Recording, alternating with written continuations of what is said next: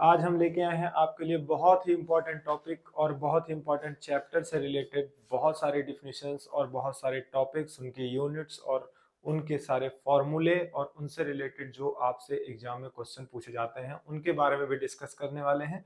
तो चलिए हम चलते हैं अपने मेन टॉपिक जिसका नाम क्या है, कोलराउस लॉ मोलर कंडक्टिविटी की तरफ, है ना। इसमें पहले हम कंडक्टर के बारे में पढ़ेंगे कि रेजिस्टेंस क्या होता है, उसकी रेजिस्टिविटी क्या होती है, कंडक्टिविटी क्या होती है, क्या उनके रिलेशंस होते हैं, उनकी यूनिट्स क्या होती हैं। उसके बाद देखेंगे कि कोलराउस लॉ क्या है और मोलर कंडक्टिविटी क्या है, जिसे हमें पढ़ना बहुत ज्यादा इंपॉर्टेंट है और इससे रिलेटेड न्यूमेरिकल आपके एग्जाम में बहुत ज्यादा पूछे जाते हैं। तो चलिए बिल्कुल टाइम वेस्ट न करते हुए हम स्टार्ट करते हैं अपना लेक्चर। फर्स्ट पॉइंट आपका जो है वो क्या है, कंडक्टर रिलेटेड डिफिनेशंस जो होती हैं। फर्स्ट पॉइंट में हमने आपके लिए प्रिपेयर किया है रेजिस्टेंस। रेजिस्टेंस क्या होता है, वैसे ही आप जानते हैं कि रेजिस्टेंस है ऐसा मतलब आपका मेथड है या फिर एक फैक्ट है जिसकी वजह से आपके करंट जो होती है वो फ्लो होना बंद हो जाती है। किसमें? कंडक्टर में। जैसा कि डिफिनीशन में लिखा हुआ है, it obstructs the flow of electric current through it, है ना। मतलब कहने का it obstruct the flow of current, है ना, इन अ कंडक्टर, है ना।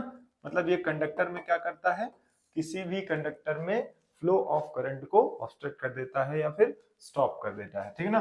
The electric resistance is directly proportional to its length and inversely proportional to the area of cross section. देखो ये बहुत ज्यादा इंपॉर्टेंट टॉपिक है, क्या कि इलेक्ट्रिक रेजिस्टेंस की डिपेंडेंस किस पे होती है ना, इसी से रेजिस्टिविटी बनती है। और बहुत इंपॉर्टेंट टॉपिक यहाँ से भी बनता है। तो ये डायरेक्टली प्रोपोर्शनल होता है किसके? लेंथ के, है ना। मींस आर प्रोपोर्शनल एल दिया हुआ है ना। तो जैसे जैसे आपकी लेंथ इंक्रीज होगी वैसे वैसे आपका रेजिस्टेंस भी इंक्रीज होगा। बट ये इनवर्सली प्रोपोर्शनल है किसके? उसके क्रॉस सेक्शन एरिया के, है ना। तो जो एरिया आप ले रहे हैं वही आपका क्या है? Cross section area. तो मतलब कहने का क्या है कि अगर ये इंक्रीज होगा तो आपका रेजिस्टेंस क्या होगा? डिक्रीज होगा। तो जैसे इन दोनों इक्वेशंस को मिलाते हैं, आर प्रोपोर्शनल क्या हो जाता है? एल अपॉन ए। और इसी इक्वेशन में प्रोपोर्शनलिटी को हटाएंगे तो क्या हो जाएगा? रो इंटू एल अपॉन ए। तो ये जो रो है आपका, यही आपका क्या है? रेजिस्टिविटी है, जिसे आप स्पेसिफिक रेजिस्टेंस बोलते हैं। देखो हर एक कंडक्टर का अपना एक कंडक्टिविटी होती है, स्पेसिफिक कंडक्टिविटी उसको बोला जाता है। उसी तरह रेजिस्टेंस में भी उसका एक स्पेसिफिक रेजिस्टेंस होता है, उसे आप क्या बोलते हैं? रेजिस्टिविटी, ठीक है ना। तो ये डिपेंडेंस से बाहर आता है। तो यहाँ से रो की वैल्यू फाइंड करेंगे तो क्या हो जाएगा? ए आपका उधर जाएगा, आर इंटू ए अपॉन में एल, और इसकी यूनिट क्या हो जाएगी? Ohm into metre. क्यों? अगर आप सेंटीमीटर में लेंगे तो सेंटीमीटर स्क्वायर और नीचे क्या रहेगा? सेंटीमीटर। तो सेंटीमीटर से सेंटीमीटर कैंसिल हो जाएगा। या फिर आप मीटर में लेंगे तो मीटर आ जाएगा। क्लियर है ना। तो ये आपकी यूनिट हो जाती है इसकी। क्लियर। फिर इसके बाद आता है कंडक्टेंस। कंडक्टेंस मींस जस्ट इसी का अपोजिट, क्योंकि रेजिस्टेंस अगर नहीं रहेगा तो करंट अच्छे से फ्लो होगा। तो इसका मतलब उस कंडक्टर की कंडक्टेंस बहुत अच्छी होगी, है ना। तो यहाँ पे दिया हुआ है, it is the reciprocal of resistance may be defined as the ease with the electric current flows through a conductor, है ना। तो मतलब किसी भी कंडक्टर में अच्छे से इलेक्ट्रिक करंट फ्लो हो रहा है तो वो जस्ट अपोजिट होता है किसका? रेजिस्टेंस का, है ना। मतलब रेजिस्टेंस अगर आप उसमें नहीं लगाएंगे तो बहुत अच्छी उसकी क्या होगी? कंडक्टेंस होगी, ठीक है ना। तो डायरेक्टली इसका इन प्रोपोर्शनल हो जाएगा। इसे जी से, कैपिटल जी से नोट करते हैं ना। G equal to 1/r। It's unit, unit क्या हो जाएगी इसकी? आप देखिए 1/r है, आर की यूनिट क्या होती है? ओम। ओम ऊपर जाएगा क्या हो जाएगा? Ohm inverse. और इसी को आप क्या बोलते हैं? मोह, है ना। और इसी को आप क्या बोलते हैं? साइमन, ठीक है ना। तो ये वर्ड याद रखिएगा, ये यूनिट ऐसे आ जाती है तो आप नहीं कर पाते क्वेश्चन में, साइमन मोह करके, है ना। फिर उसके बाद है कंडक्टिविटी, ठीक है ना। तो जैसे रेजिस्टेंस आया, रेजिस्टिविटी आई, वैसे कंडक्टेंस है, उसके बाद कंडक्टिविटी है। तो इसकी डेफिनेशन क्या है? It is the reciprocal of resistivity rho, है ना। It is denoted by kappa, मतलब कटप्पा का छोटा भाई कप्पा, है ना। तो ये कप्पा से डिनोट किया जाता है। इसे कप्पा इक्वल टू क्या लिखते हैं? 1 अपॉन रेजिस्टिविटी, जिसे आप रो से डिनोट करते हैं, है ना। तो यहाँ पे 1/r इंटू एल अपॉन ए हो जाएगा। अब आप रो को यहाँ पे 1/r कैसे लिख रहे हैं, थोड़ा सा इसको समझ लीजिए। रो इक्वल टू क्या होता था? r इंटू ए अपॉन में l। तो यहाँ पे k equal, kappa equal to क्या है? 1 अपॉन रो, रो की वैल्यू रखेंगे 1/r इंटू ए अपॉन क्या हो जाएगा? l। तो इसी को आप क्या लिख सकते हैं? 1/r, और ये ऊपर जाएगा तो आपका क्या हो जाएगा? l/a, clear. तो यहां से आ गया 1/r इंटू एल अपॉन ए। तो 1/r को आप क्या लिखते हैं, कंडक्टेंस लिख सकते हैं, क्योंकि आपको बताया गया कि कंडक्टेंस जस्ट अपोजिट होता है किसका, आपके रेजिस्टेंस का, है ना। तो कंडक्टेंस इनटू ये L बाई ए क्या है आपका, सेल कांस्टेंट बोलते हैं इसको, क्या बोलते हैं, सेल कांस्टेंट, है ना। तो इक्वल टू क्या हो जाएगा, कप्पा क्या है आपकी कंडक्टिविटी। तो यहां से रिलेशन भी आ जाता है ना। न्यूमेरिकल्स में बहुत ज्यादा पुटअप होता है ये क्वेश्चंस, और इससे related numerical, conductivity equal to conductance into cell constant. तो इसको जरूर ध्यान रखिएगा, conductivity equal to conductance into cell constant. और इसी को ऐसे भी लिखते हैं, kappa equal to G into cell constant. Clear. और ये फॉर्मूला भी बहुत ज्यादा यूज होता है, ये फॉर्मूला, ये पॉइंट, है ना, क्योंकि इससे रिलेटेड रेजिस्टेंस दे देता है, आपको लेंथ दे देगा, एरिया दे देगा, क्रॉस सेक्शन, और उसके बाद आपसे कप्पा की वैल्यू पूछ लेगा, ठीक है ना। तो यहाँ से यूनिट तो आपको लिखा हुआ है, L इक्वल टू 1 ले लें और A equal to 1 centimetre square cross section area ले लें, तो जो कप्पा होगा वो आपके कंडक्टेंस के इक्वल हो जाएगा, ठीक है ना। यूनिट ऑफ कंडक्टिविटी क्या होती है, ohm inverse into centimetre inverse, या फिर साइमन इंटू सेंटीमीटर इनवर्स, या फिर उसी साइमन को आप कर सकते हैं मोह, है ना, इंटू सेंटीमीटर इनवर्स। तो ये डेफिनेशंस हैं जो बहुत ज्यादा इंपॉर्टेंट है, और इससे रिलेटेड न्यूमेरिकल भी आएंगे। इसका एक और आपको पार्ट मिलेगा जिसमें आपको न्यूमेरिकल्स बहुत सारे मिलेंगे। तो पहले डेफिनेशन और उसके फैक्ट्स को तैयार करना है, उसकी यूनिट्स को तैयार करना है, उसके जो फॉर्मूले हैं उनको अच्छे से प्रिपेयर करना है, फिर उसके बाद इनसे रिलेटेड न्यूमेरिकल करने हैं। ऐसा नहीं है कि ओनली एंड ओनली डेफिनेशन ही पूछी जाएगी, या फिर यूनिट ही पूछी जाएगी, या फॉर्मूला ही, साथ साथ न्यूमेरिकल भी पूछे जाते हैं, ठीक है ना। तो चलिए नेक्स्ट पॉइंट देखते हैं कि इसमें और क्या है।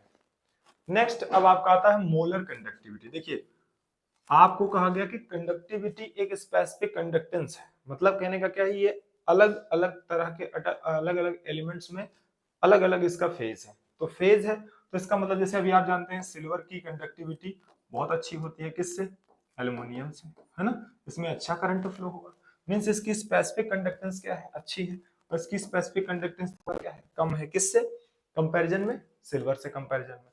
तो सेम वैसे ही अगर लेट कर लीजिए कि कोई आप सॉल्यूशन बना रहे हो, और सॉल्यूशन में जब आप सॉल्यूशन बनाएंगे तो सॉल्यूशन में क्या डालेंगे, किसी भी एलिमेंट के या किसी भी सॉल्यूट के पार्टिकल के मोल्स डालेंगे, और मोल्स डालेंगे तो पर यूनिट मोल जैसे जैसे इंक्रीज होता जाएगा इस सॉल्यूशन में, वैसे वैसे इसकी कंडक्टिविटी भी क्या होती जाएगी, इंक्रीज होती जाएगी। तो उसी के अकॉर्डिंग डेफिनेशन बनती है किसकी, मोलर कंडक्टिविटी की। तो यही हम पढ़ने वाले हैं कि मोलर कंडक्टिविटी है क्या, ठीक है ना। तो चलिए क्या है definition, it may be defined as the conductivity power of all the ions, है ना, प्रोड्यूस्ड बाय डिसॉल्विंग, मतलब जो भी हमने इसमें मोल नंबर डाले हैं तो उनसे जो आयन प्रोड्यूस हुए हैं, है ना, 1 gram mole of an electrolyte placed between two large electrodes at 1 centimetre apart, मतलब दो लार्ज इलेक्ट्रोड्स को लेके 1 सेंटीमीटर की डिस्टेंस पे जब हम इनमें आयंस डालेंगे तो जो उनमें जो आपका आयन प्रोड्यूस होंगे 1 ग्राम ऑफ इलेक्ट्रोलाइट। इलेक्ट्रोलाइट क्या होते हैं, पहले यही पॉइंट समझ लीजिए थोड़ा सा।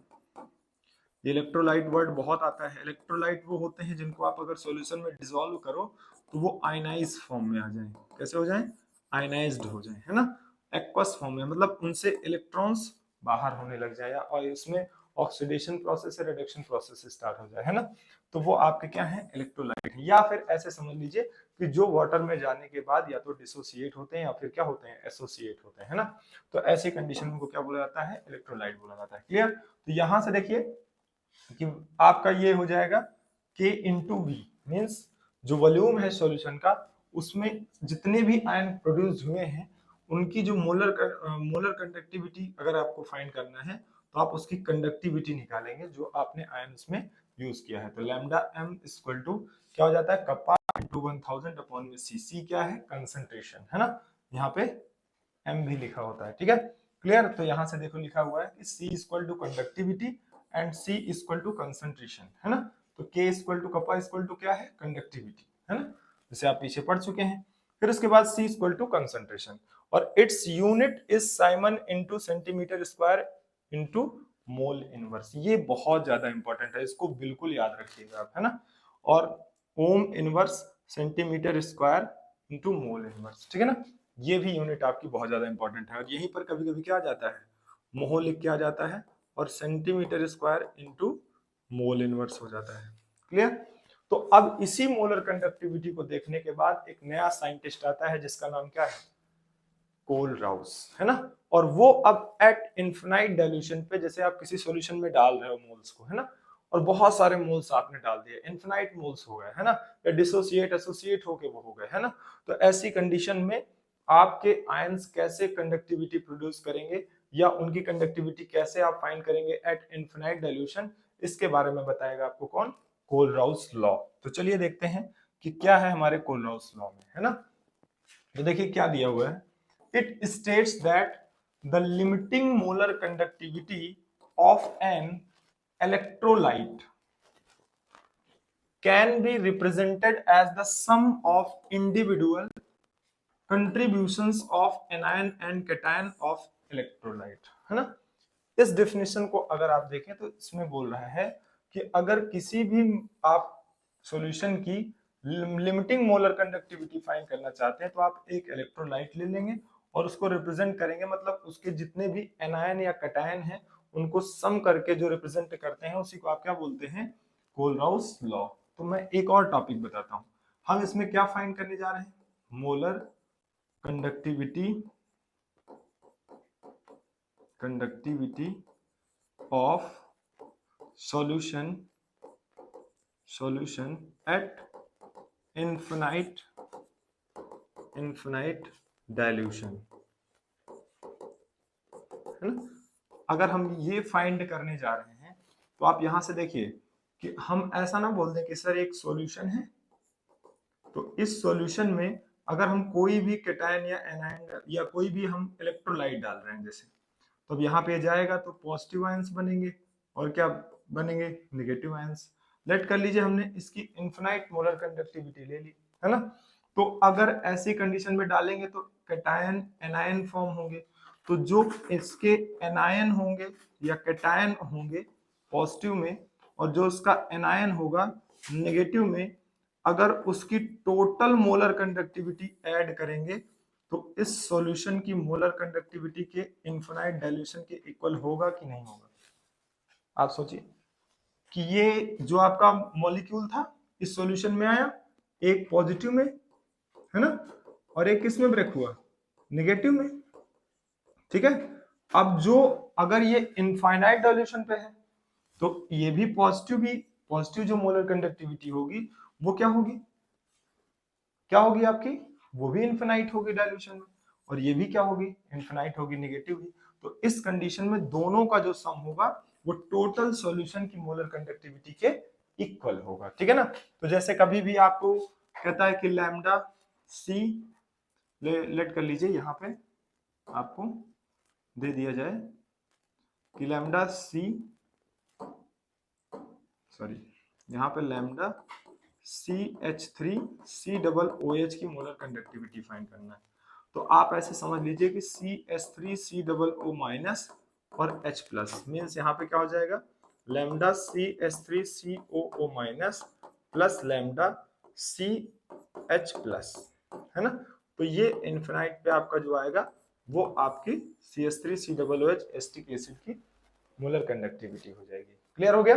तो इस तरह से कोलराउस लॉ आपका बनता है जो कि हमको बताता है कि किसी भी सॉल्यूशन में जितना भी आपको मोलर कंडक्टिविटी अगर आपको इनफिनाइट डाइल्यूशन पे फाइंड करना है तो वो एक इलेक्ट्रोलाइट होगा, तो वो जब जैसे ही उसमें जाएगा सॉल्यूशन में वैसे वो डिसोसिएट या एसोसिएट होगा, डिसोसिएट होगा पॉजिटिव आयंस और नेगेटिव आयंस में।